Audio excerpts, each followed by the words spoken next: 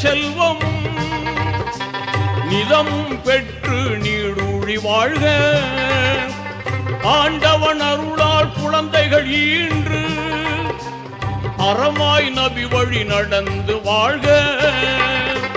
வல்லவன் அருளால் நல்லறம் பேணி, வல்லவன் அருளால் நல்லறம் பேணி வாழ்க வாழ்கவே வாழ்கவே. வளமாய் நலமாய் மணமக்கள்